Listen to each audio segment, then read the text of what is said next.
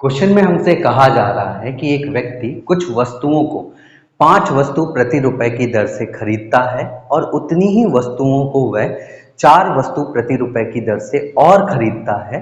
यदि वह इन दोनों ही प्रकार की वस्तुओं को मिलाकर 2 रुपए में 9 वस्तुओं की दर से सभी वस्तुओं को बेच देता है तो इस पूरे व्यवसाय में उसे 3 रुपए की हानि होती है। तो हमसे पूछा जा रहा है कि उस व्यक्ति ने कुल कितनी वस्तुओं को खरीदा था।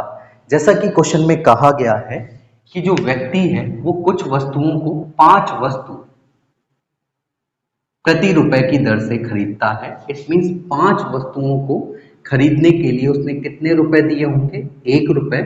और उतनी ही वस्तुओं को वह 4 वस्तु प्रति रुपए की दर से दोबारा खरीदता है। इट मीन्स 4 वस्तुओं को भी खरीदने के लिए उसने दोबारा कितने रुपए दिए थे? 1 रुपए। और हमसे कहा जा रहा है कि दोनों बार जब वो वस्तुएं खरीद रहा है तो वस्तुओं की जो मात्रा है वो क्या है? एक समान है। जबकि आप देख पा रहे होगे यहाँ पर हमने 1 रुपए में कितनी वस्तुएं खरीदी हैं? 5 वस्तुएं। और यहाँ पर दोबारा हमने 1 रुपए में कितनी वस्तुएं खरीदी हैं? 4 वस्तुएं। यहाँ पर जो वस्तुओं की मात्रा है वो असमान है, बट हमें जो है वस्तुओं को खरीदना है समान मात्रा में। इट मीन्स जब हम 5 वस्तुओं को खरीद रहे होंगे तो कितनी बार खरीद रहे होंगे? 4 बार। और जब हम 4 वस्तुओं को खरीद रहे होंगे तो कितनी बार खरीद रहे होंगे? 5 बार, ताकि वस्तुओं की जो मात्रा हो वो एक समान हो जाए। तो जब हम 5 वस्तुओं को 4 बार खरीद रहे होंगे तो कुल कितनी वस्तुएं खरीद लेंगे?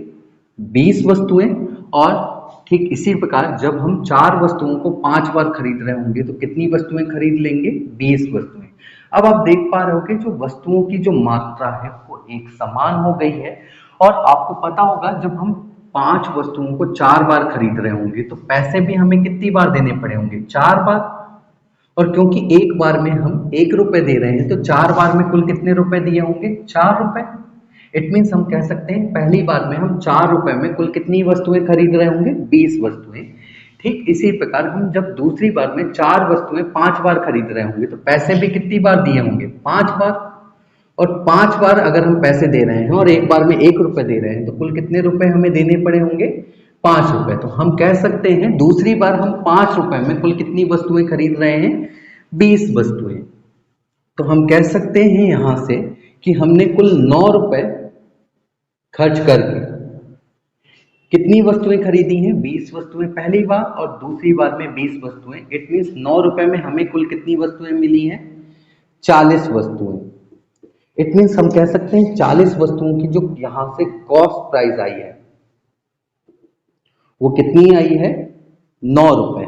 और हमसे कहा जा रहा है कि जो व्यक्ति है वो दोनों ही प्रकार की वस्तुओं को मिलाकर 2 रुपए में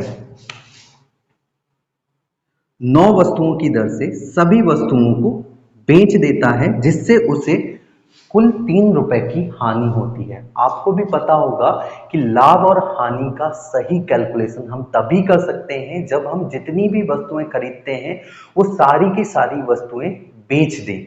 और यहाँ पर आप देख पा रहे होंगे हमने खरीदी कितनी वस्तुएं हैं? 40 वस्तुएं। और बेच कितनी वस्तुएं रहे हैं? 9 वस्तुएं। इट मीन्स खरीदी गई वस्तु और बेची गई वस्तु की जो मात्रा होनी चाहिए वो एक समान होनी चाहिए, तभी हम लाभ और हानि की सही कैलकुलेशन कर पा रहे होंगे। तो इन मात्राओं को अगर हमें समान करना है तो हमें 40 वस्तुओं को कितनी बार खरीदना पड़ेगा? 9 बार। और 9 वस्तुओं को कितनी बार बेचना पड़ेगा?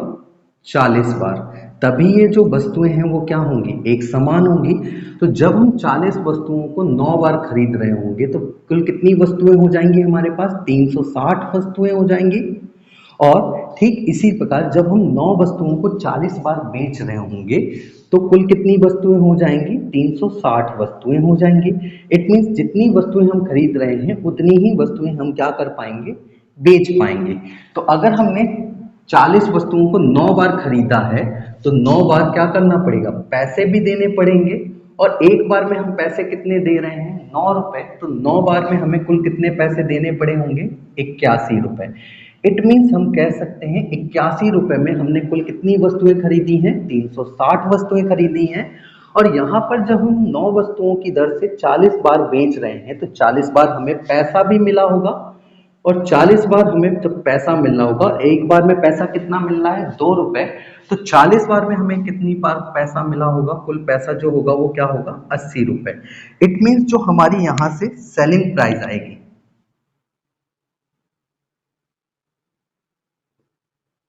वो कितनी हो जाएगी, 80 रुपए, जबकि कॉस्ट प्राइस कितनी है 360 वस्तुओं की, 81 रुपए। तो आप देख पा रहे होगे 81 रुपए में 360 वस्तुएं खरीद कर हम 80 रुपए में 360 वस्तुएं बेच दे रहे हैं। इट मीन्स जो हमें लॉस हो रहा है यहाँ पे वो कुल कितने रुपए का हो रहा है, 1 रुपए का। जबकि हमसे जो बोला गया है कि इस पूरे व्यवसाय में कुल कितने रुपए का हानि हुई है, 3 रुपए की।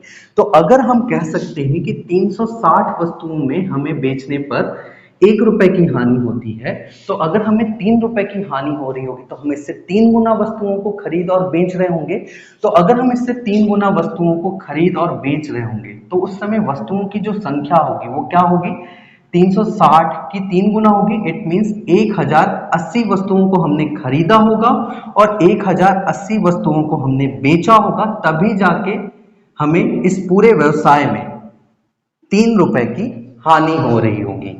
तो हम कह सकते हैं कि इस पूरे व्यवसाय में हमने कुल कितनी वस्तुएं खरीदी थी, 1080। और हमसे इस क्वेश्चन में यही पूछा गया है कि जब उस व्यक्ति को 3 रुपए की हानि हो रही है तो उसने कुल कितनी वस्तुएं खरीदी थी। तो कुल कितनी वस्तुएं खरीदी थी, 1080।